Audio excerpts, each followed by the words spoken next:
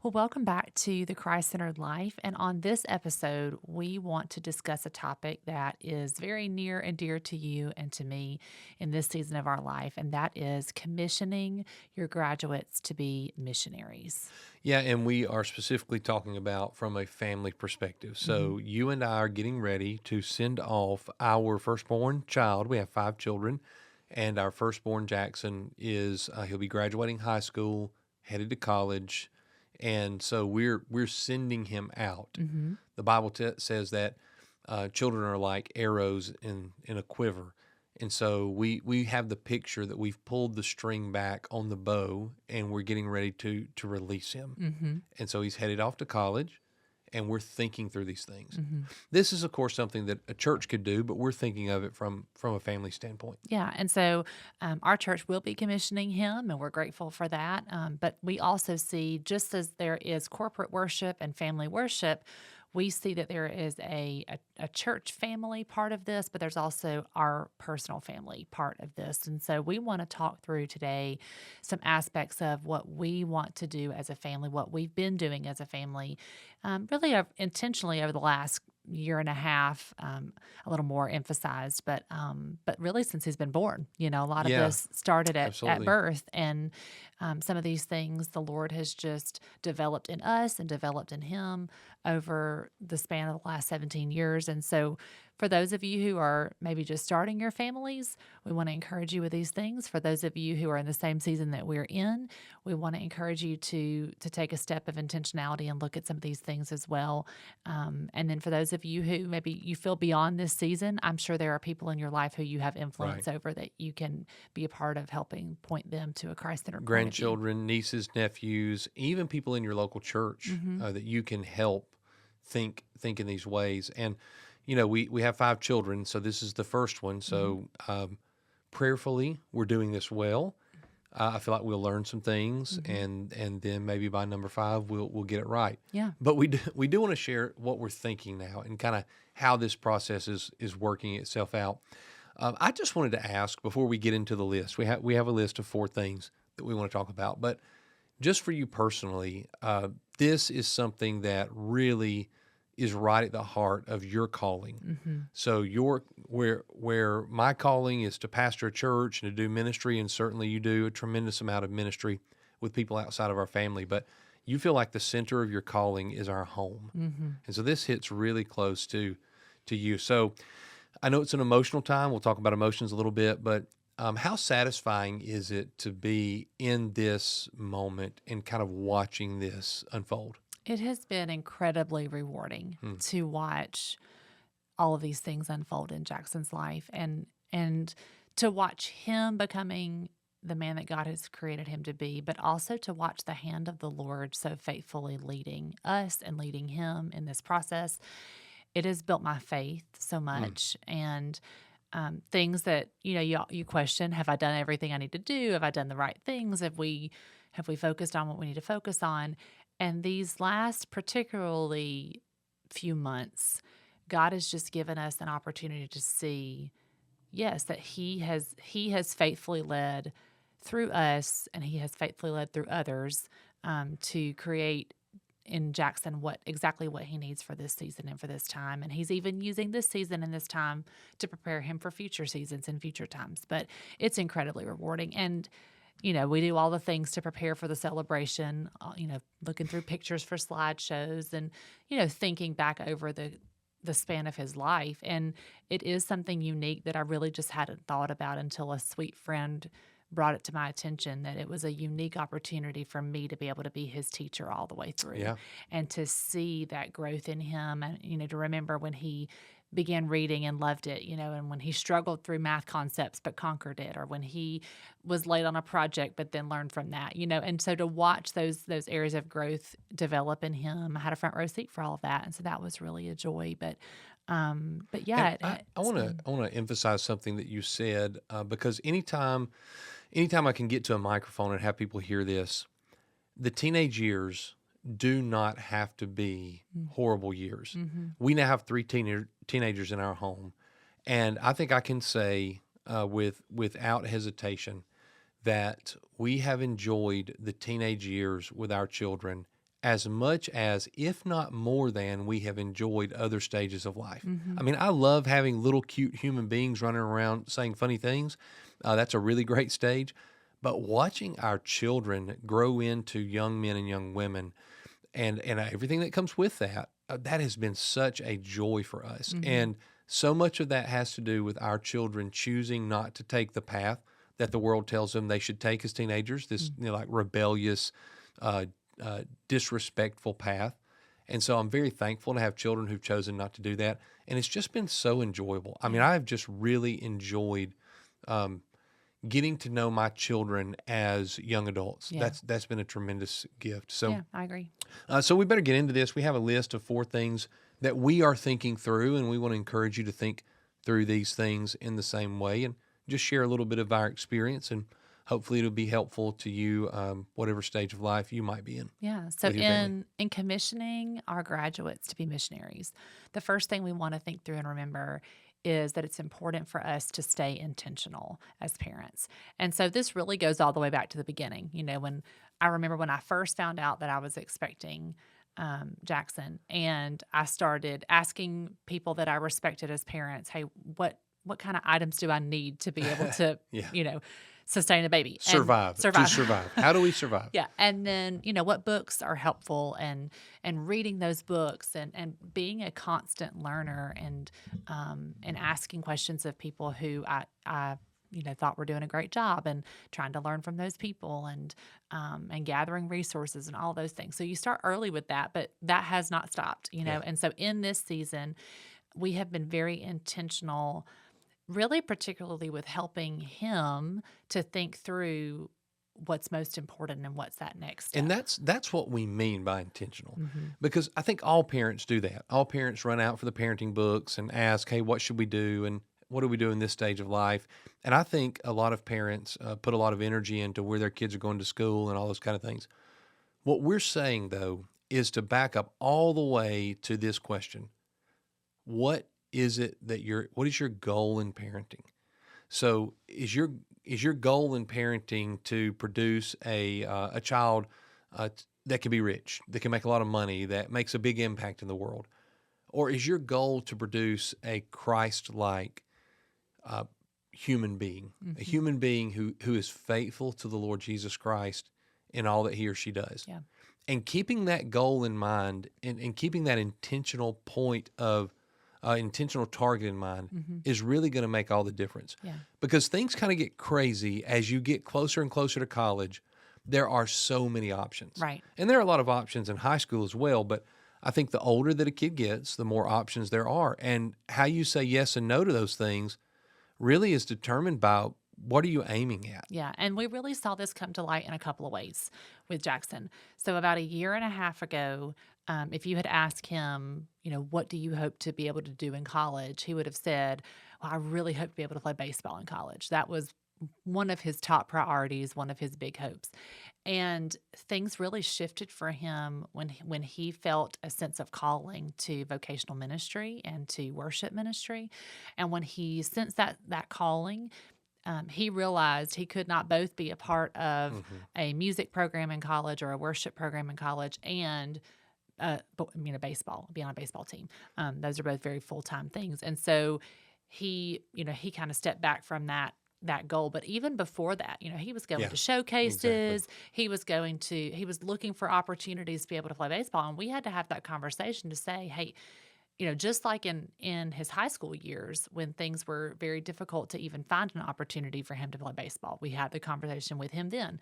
And we said, hey, we're not going to allow baseball or sports to drive our educational And decisions." let me speak to the dads out there, because sports is kind of over in the dads area. Um, Jackson's a good enough baseball player that we could have found a place that for him to play. I mean, he wasn't going to play at a Division I school, but we could have found a college, a small college or a junior college, where he could play baseball and maybe not get a scholarship, but maybe. I mean, he's kind of in that level of a baseball player. So good baseball player, fun to watch. But even as early as 2 or 3 years ago, we started having conversations with him. We could see it. We wanted him to see it. You're not going to make your mark in the world in baseball, Baseball is going to be a fun sport that you play, and you're not going to make your mark in the world through baseball. But so don't let baseball drive the decision. If the opportunity is there for you to play when you go to college, then by all means play. But make your decision about school some other way, and then let baseball be a part of that if that works out.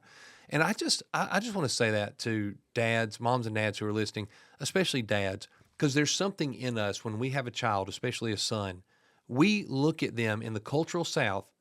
We don't think I think this is where a lot of non-sports people, maybe moms and non-sports dads, this is where I think they make the mistake. We know our child's probably not going to be a professional player. We get that from day one. I mean, that's just so hard. But we think, is there the off chance that they might play college ball? And for us in the deep South, especially the state of Alabama, I mean, college is king. Mm-hmm. I mean, I know a lot of guys. We used to have this discussion in a high school. If you could choose an NFL championship or a national championship, college championship, we were always talking about football. Which would you choose? And it was a real discussion for us. Now, looking back on that, that's pretty dumb. There's a lot more money that comes with a Super Bowl championship than there is with a national championship. Well, That's maybe changing. not. That's changing a lot. Yeah. But at the time, like the prestige of being a national champion in college, and I remember us saying, well, you only have 4 chances to do it. Like you can only play for 4 years, where you can play in the NFL for 15, 20 years. And so man, I would rather have that national championship. That's the prestigious thing. And there's so many other examples I can point to, but just men know this. I don't have to point this out to men. We go, well, they're probably not going to make it in the pros, but they could play college ball, and that would be really cool. Mm-hmm. Well, you got to kill that. Yeah. Well, if it happens, it happens. But for what purpose are you sending your children to college? And if you're sending your children to college just to play sports, that's a really dumb reason to send your kids to college. Right. Now, if sports helps them in their overall academic and career pursuits, then that's a totally different story. Yeah. But if you've just got that thing like in your mind, I want my kids to play college ball, you got to get that out of your mind. And here's the kind of the end all of that. We saw a lot of students, a couple of years ahead of Jackson, making these kinds of decisions where they were choosing to go to schools that were even, completely different denominations than they were, or, I just can't even. They were compromising. They were compromising the education and even their theology just to be able to play that sport. And, it's just not worth that cost. And so, and he saw that. He did see that. But that you see that kind of drive some people's decisions sometimes. Yeah. And then the other thing. And let me say this too, because one of the decisions we had to make, and I would say this would apply, like if my kid was going to play college baseball, and there was a Methodist school or a non-denominational school, or for that matter, a totally secular school, where the coach was a sold-out follower of Jesus, and he was going to prioritize spiritual life and discipleship over sports, and we kind of got to know that program and said, yeah, that would be great. Then that's where I would want my kid to be, is in a place that's going to prioritize that.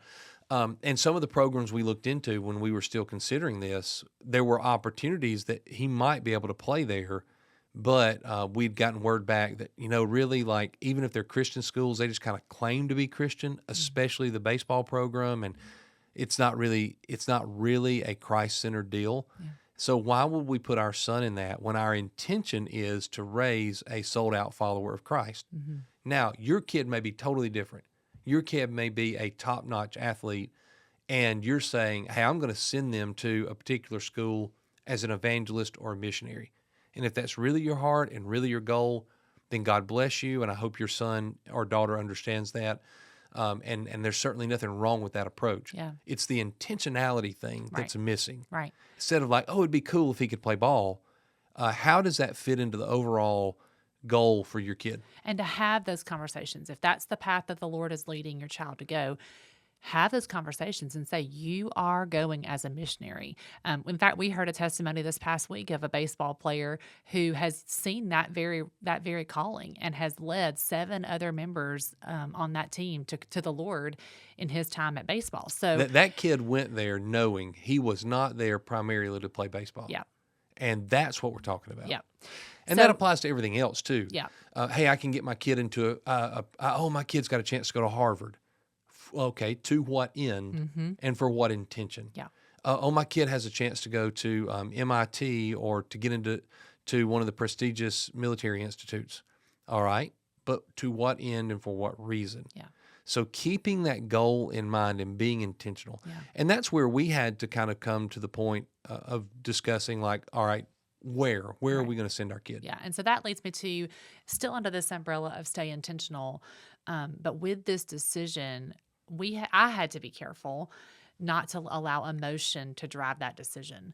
And so when we started visiting schools, the very first school we visited, I broke down in tears in the admissions office talking to the counselor, and it wasn't a grieving kind of cry. It was just an overwhelming gratitude to the Lord that we Yeah. were sitting in a place that was, such a wonderful It was place, a great school. and that we even had the opportunity to have that conversation. Yeah. I was just so grateful for what the Lord had done in Jackson's life and in our life, and it just overwhelmed me to tears. But I found myself really having a very strong emotional draw Yeah. to that school and wanting that, and kind of having this idea in my mind of, this is where I would love for him to go.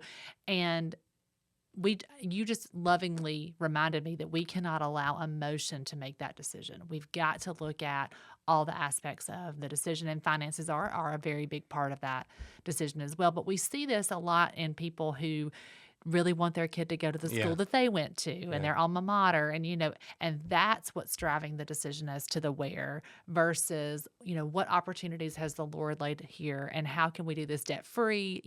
So many things that people will throw out the window just to, chase after that emotion, or that even just the accolade of, the name of the school or whatever it is, can often lead people to, go into tremendous debt just to be Yeah. able to attend that school. And schools are really good at selling themselves. Mhm. So when you get on campus and they give you the spiel and they're showing you around and they're showing you the pictures and man, they put their best foot forward. And we visited some really great schools on our college visits, and they've all been great schools. But in the moment, you get the emotion, and it's like, well, yeah, we should. And you're purchasing a product. Mhm. We should purchase this product right now. We should sign on the dotted line right now because this is the best offer we can get. And you always bring up finances, and every school has an answer for the financial question.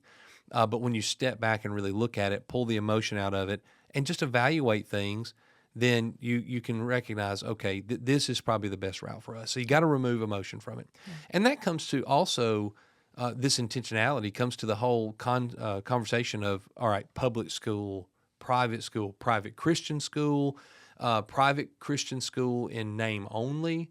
And those are all things that we've considered. Yeah. So there is no one size fits all answer for this. Mhm. You and I both went to public schools, and God used those public schools tremendously in our lives. And so you can send your kid to a public college, and really in some ways they can be better discipled at public universities than they might be at some private Christian university. So that's not something we're not saying at all, hey, you got to send your kid to a private Christian school. So that's a consideration. But recognize that if you send your kid to a public university, you're sending them to everything included in a public university, Mhm. and you've got to be intentional as to how you prepare them for that. Yeah, they have to be equipped for that. You can't just send them in there blindly. You've got to know everything that you have invested in them for the last 17 to 18 years is going to be challenged at every level. That's emotionally, mentally, spiritually, morally, it's all going to be challenged. Mhm. And you've got to prepare them for that. You got to be intentional about it. Mhm. Then there's the whole world of like private Christian universities. What have you learned about private Christian universities? Yeah, so we learned kind of early on in this process that there are two different types of private Christian universities.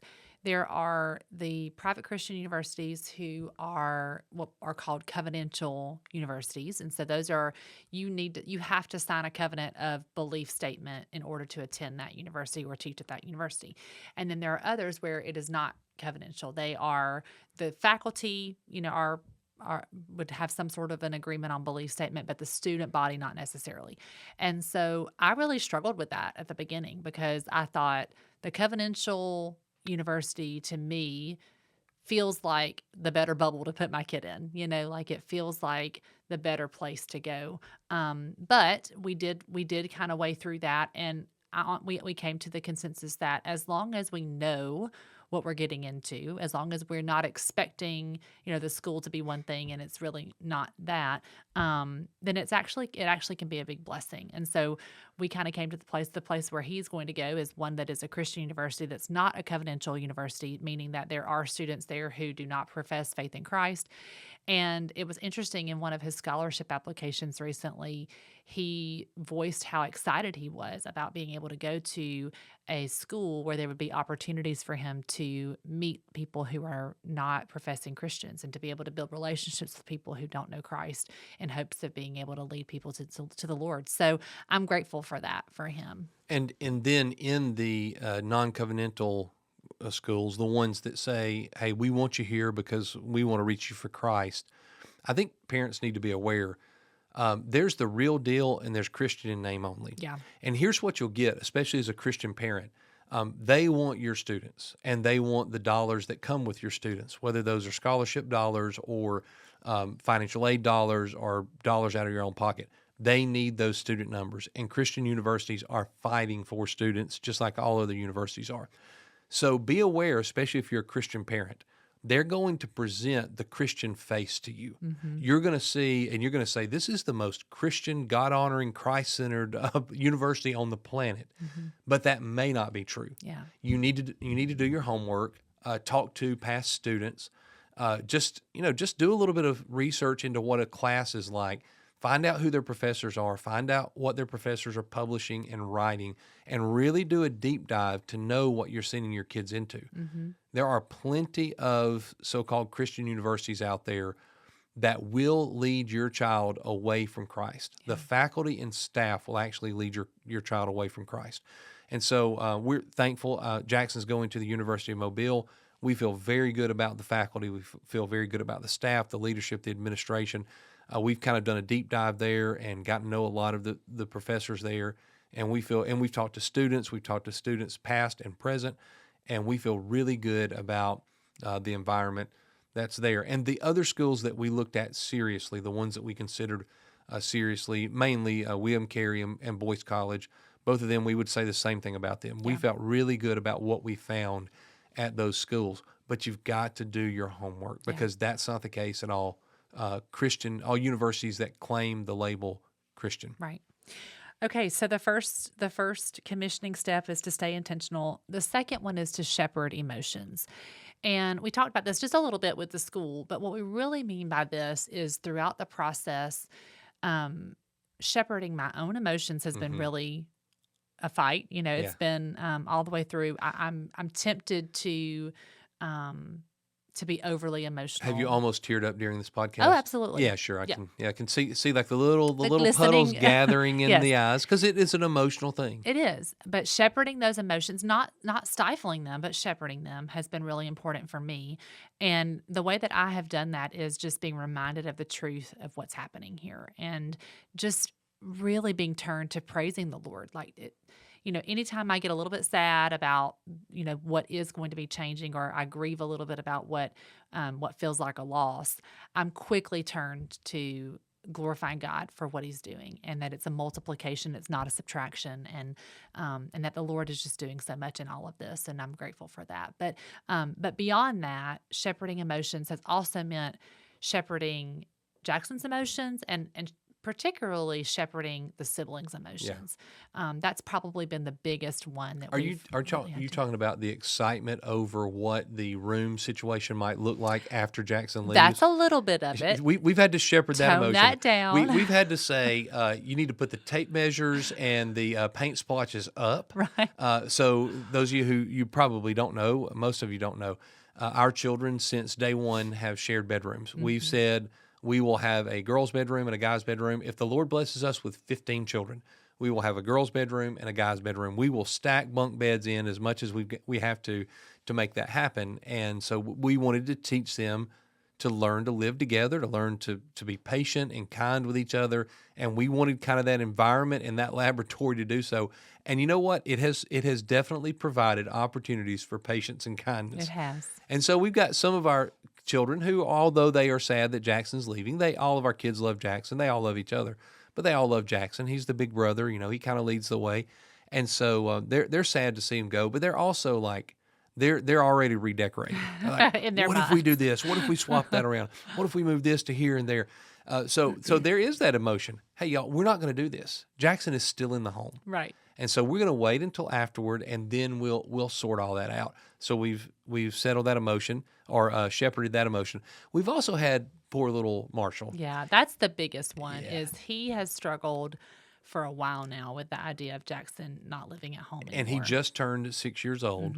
And he's never known a room without Jackson. I mean, he loves Jackson. he does. I mean, he thinks Jackson hung the moon. And so for him to think of Jackson not being there has been very emotional for him.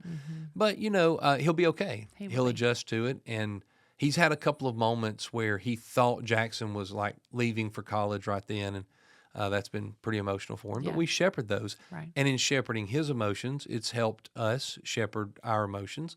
So I do think that we think of like high school graduation is this monumental flip of a switch, nothing is ever the same kind of moment. And I just don't think it's that way. Yeah. I mean, Jackson's going to, yes, move into a dorm, and he's going to live with some roommates, for the first time other than his own family. But he's also going to be like literally like 25 minutes down the road. He's going to be in our home a lot. There are going to be lots of weekends where he's at home. And so, and then, we're still going to have those relationships. Right. Even if he were moving across the country, we're still going to have those relationships. So it's not the end of a relationship. It's the shift into a new stage of relationship. And it's all that we have hoped. We have hoped we would raise a young, godly man to be independent, who would go and make his mark in the world for the kingdom of God. Yeah. And so this is happening, and it's something we can celebrate. Yeah. As we grieve, there is a loss, and we grieve it. Yeah. And just we have these kind of momentous opportunities these last few months of his senior year to celebrate and to see God doing these things in him. So one example was his senior thesis defense. I mean, just sitting in that room and watching him present these ideas that he had wrestled with and defend them so well in front of, a group of adults who, had very strong opinions about what he had said, and to watch him do that and give glory to the Lord. And it felt like every answer he gave, he was very carefully contemplating how to respond to it and give glory to God. I mean, it was just such a beautiful thing. And so to watch that in him, it just makes me so excited. It makes me so excited for this next step that he's about to take, and that he's going to be interacting with a lot of different people about really weighty and important things. And I feel that he's very prepared for that. And so that is exciting. But it is an emotional thing just to see all those things come together, and to remember, there's a lot of reflecting and remembering, and we hope to be able to do kind of an exit interview of sorts with him before he moves into the dorm, and so hopefully we'll gain some insight on. I think as we that do too. that exit interview, we ought to do like some of our questions ought to be about his expectations. Like, what do you think it's going to be like? And so we can write those down, because you and I have talked about it quite a bit. He thinks that he's getting away from like kind of chaos. Yeah. He's moving out of a room that he lives in with his two younger brothers. And he's like, I'll be so glad to get into a place of order. Yeah. And he's moving into a dorm where he will have a roommate and then two other suite mates. Yes. So there'll be four of them living, in a little dorm suite. Yes. Like, son, We'll see. We will I mean, see. the chaos that can be in a college boys' dorm room. Right. Yeah.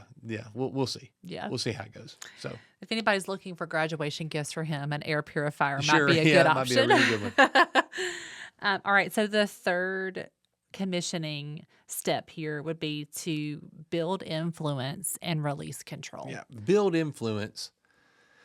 What we mean by this is the day that your child is born, you have almost absolute control over this little human being. I mean, they can do nothing. They can't go anywhere. They can't eat.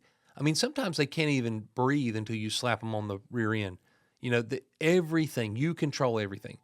And then slowly but surely, day by day, you lose a little bit of control, and hopefully you're building influence. Mhm. I love what John Kroll says when your child is born, you open a suitcase and you begin packing that suitcase.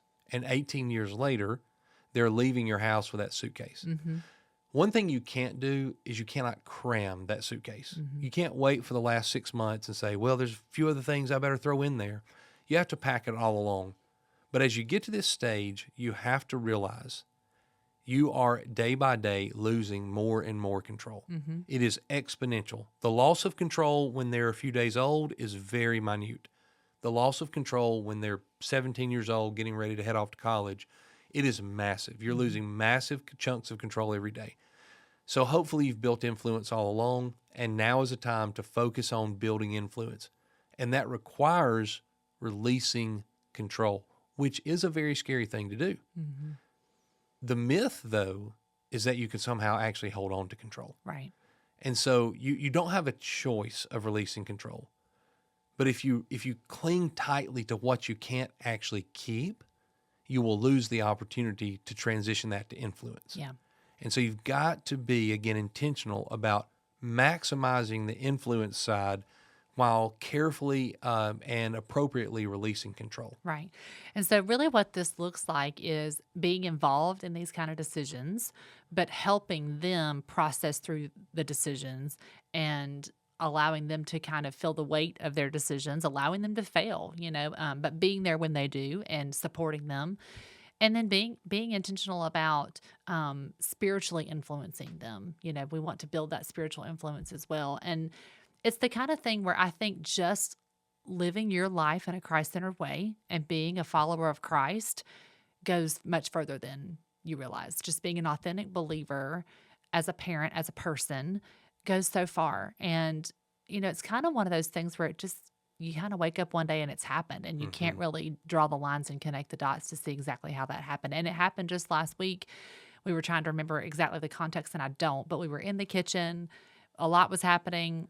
Yeah, senior thesis was coming up. We were having, I think, like maybe three different conversations at once. But Jackson just kind of in passing said, "Well, I respect you and I respect your feedback," and just kind of moved on with the moment. And that hit me to think, that didn't just happen. That's something that you have worked and built over his entire life, but it's certainly been maximized these last few years with intentional conversations with him and walking through hard moments with him. And, that's so important. And I believe that is something that will only grow as he launches off and is sent and commissioned as a missionary into college. I believe that he will continue to grow in his respect for you and wanting to hear whatever input and wisdom you might be able to give him as he's going along with this next season. The senior thesis has been a good kind of training ground for this, I think, because we really just kind of left this in his hands. Mhm. We said, "All right, son, this is yours. You let us know where you need help, and we're here to help you, but it's yours." And in the past, with his schoolwork, you're his teacher, and I'm the principal, so we're always kind of like poking and prodding. Hey, have you done this? When is this happening? Have you turned that in? And so with this, we just kind of said, "Hey, son, if you need our help, let us know." And so he wrote the senior thesis pretty much on his own. He would give us pieces of it, and we would give him some advice and some editing advice and that kind of thing. Hey, I need a help with a source on this. All right, I'll see if I can find you a source on this. But we try to let him do as much of that as possible because he's headed into an environment where they're going to expect him to do all of that on his own Mhm. without us poking and prodding. Mhm. Now, to be clear, he's always done his own work. But we have poked and prodded and edited and said, you ought to think about this, you ought to think about that, look at this again. And with this, we just kind of backed off. Mhm. The other area, which seems minute, but when you think about it from a 17-year-old young man's perspective, it's not minute at all. That's with screen time. So his entire life, we have limited screen time. And we've said you got to earn screen time. And if you've done everything you need to do, then screen time. Well, somewhere, I guess about a year ago, we just said, you know what, Jackson, you know whether you've done what you need to do or not in order to have screen time, play games or whatever it is you do, still within the rules of our house and still within the content that we allow in our home. But you got to learn to manage that.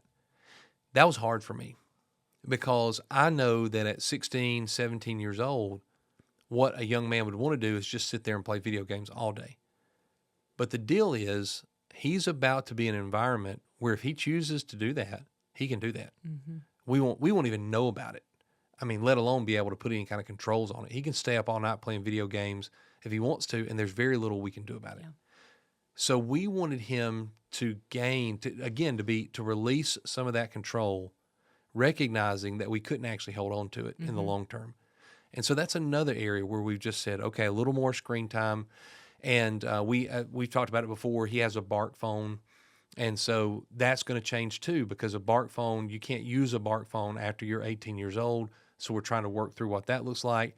And so he's got to learn to move out of parent-initiated discipline into self-discipline. Right. And that's what releasing control is all about.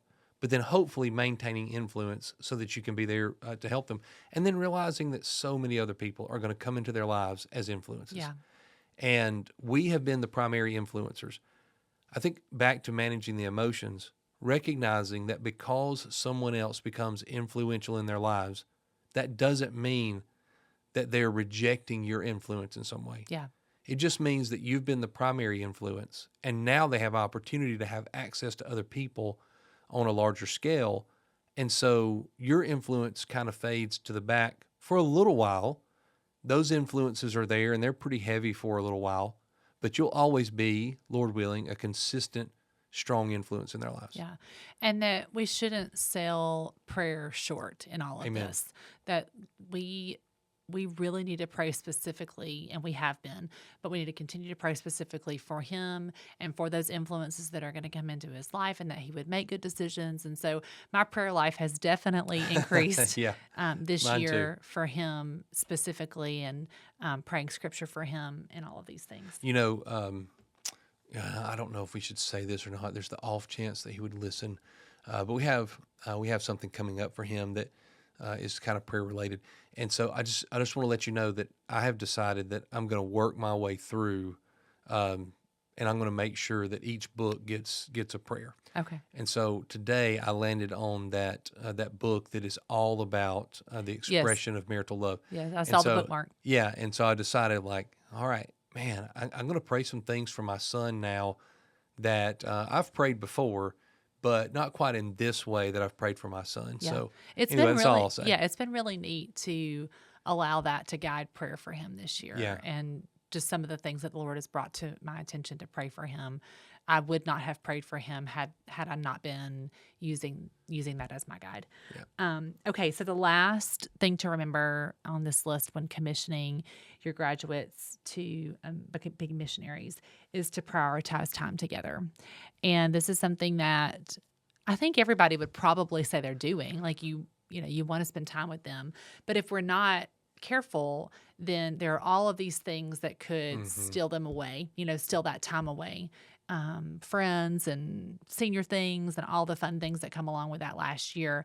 And so we knew this was coming, obviously, and we had an opportunity to be able to do a few special things this year that I'm so grateful that we did. And it was just really about prioritizing unique time with him and with our family all together before he heads out. And so we got to take the trip to Romania, and that was really special. And then we went camping after Christmas together, tent camping in the freezing cold weather, and played a board game together that he really loves as a family. And so trying to find some special moments like that, but even just little things like being at his baseball games or as a family, or a time together watching special movies that he might want to watch. We have introduced our family this year to MacGyver. We have.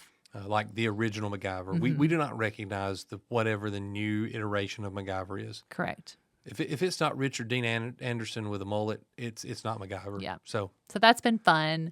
And then something that he and I I don't even know why we didn't see this until about a month ago. Bark has this feature where it asks you a question of the week, a family question of the week, and you each get to chime in your answer, and it like blurs it so you can't see it until everybody answers, and then it reveals it, and it's just funny little questions and things. And so he and I have been doing that for the last probably 6 weeks or so, and that's been a lot of fun too, just unique unique interactions with each other. And I think the challenge is during this stage of life, your children want to be around their friends, Mm-hmm. and rightfully so. Mm-hmm. This is a unique window in their life where they'll have that much access to their friends, and we all know how high school is, and how that kind of that level of friendship with that many people just doesn't last beyond high school. I mean, even for homeschool kids to some extent, it's a reality. But I think we ought to do for our children in these senior years, these last couple of years of school, we ought to involve them in experiences that they might not choose. They would rather be with their friends. They'd rather go out to eat with all their friends, or spend time with all their friends. And so they might not choose it, but when they're 40 years old, they'll be glad they did it. Mm-hmm. And so, because somebody introduced me recently to the concept of 5-year friends. 5-year friends. And it's a mind-blowing concept, especially when you think back over the course of your life, how much you invest in people who you won't even be friends with 5 years from now. Mm-hmm. And so to be careful about that and to invest more time in the people that you're going to have long-term relationships with. Mm-hmm. Although 5-year friendships are a tremendous blessing from God, we know that Jackson is going to be related to us, even if the Lord takes us home. And he's going to be related to his siblings and his grandparents. Those relationships are going to be part of his life until the day the Lord calls him home. Mm-hmm. And so spending time to invest in those relationships is tremendous. Mm-hmm. And this can, like you said, can be small things. Dinner time, like making sure we're intentional, making sure in the craziness of the senior year, you don't lose that dinner time. Mm-hmm. Hey, Mom, all my friends are going off here, and can I go? A lot of times the answer to that question needs to be, no, let's stay here. One small kind of really practical thing that we do is the phone goes off at 8:00, and we want his social circle to be in our home when he's in our home. Mm-hmm. We don't want him or any of our other children to kind of move their social circle outside of our physical home when we're all together. Again, prioritizing and even maximizing time. Your time is going to be stretched. There's no way around that. They're getting older now. They're driving. A lot of times they have jobs and that kind of thing. That's another thing I would say. One thing that I'm glad we did. When Jackson was about 12 years old, we bought a riding lawnmower. And we told the boys, and I guess Meredith for that matter, but girls can always babysit, and there's much better money in that. And Meredith's good at a lot of things. If she comes over to cut your grass, I probably wouldn't let her do it. Mm-hmm. But anyway, we said, here's all the money you'll ever need to make. And if just about anything you want to do, you can mow enough grass and you can set your own schedule and not be weighed down by a job. Mm-hmm. It's helped him learn work ethic. It's helped him learn how to negotiate prices, how to interact with adults, how to ask for jobs and do all those kind of things. But at the same time, he has all the freedom that he wants because he's not tied down to clock in at this time and clock out at that time. Mm-hmm. And I'm not saying that having a clock in and clock out job is a bad thing, but just weigh that out with the time that you get to spend together as a family. Mm-hmm. And I don't know that I would want to send our children off for a minimum wage job. Like, is my child, I don't know what minimum wage is now, $6.25 or something like that. Is it worth $6.25 an hour for me to not, to have access to my kid? Like, would I hire my own kid just to sit around the dinner table? Mm. So in some ways, that's kind of what you're choosing if you're sending them off to a minimum wage job. Find some way to build work ethic into them that doesn't require them being gone all the time and having an inflexible schedule. And had Jackson had like a regular job, we would have gone to Romania without him. Yeah. And so just don't let that weigh them down at this stage of life. That's just my, probably the most hard-nosed person I've ever known was my high school football coach. And somebody brought up the subject of jobs one time to him. And I expected him to say, get out there, work hard, get a job, go to work. And he said, why would you tie yourself down to a job right now when you don't have to? You will have to work the rest of your life. Mm-hmm. So don't tie yourself down to a job in the only season of life where you'll have the kind of freedom that you need to spend time with the people that really matter. Yeah. And so I would encourage parents and teenagers to think through that. Yeah. And especially if it would take you out of regular church involvement. Absolutely. Worshiping as a family has been vital for us. And so I'm really grateful that he has been able to be a very active part of our church with us, even in, his high school Really years. practical thing that we do, we all sit together on Sunday mornings. Hmm. Now, our children, again, would rather sit with their friends, but we say no on Sunday mornings. Now, our church has a Sunday evening service. So on Sunday evenings, we say you can sit with your friends, but Sunday mornings, we're going to sit together. Hmm. And just really practical things like that. And you're exactly right. There's no way I would ever consider allowing our children to have a job that takes them out of the Wednesday night youth group in the most pivotal time of their life when they need to be learning how to follow Christ. Yeah. And there are other ways to build in them the work ethic to help them earn the money that they need to buy whatever it is that they need. So when considering this season of life and commissioning your graduate to be a missionary, that's really the heart of it. They are going, that you are sending them, you are commissioning them out, and it's for the purpose of glorifying God. And so we want to make sure we don't miss that spiritual component of it as well. And these are some ways that we can do that, but just prayerfully moving forward in this and making sure they realize that they're a missionary and that we have those moments as a family and as a church where we acknowledge that and we seek the Lord and his hand in that.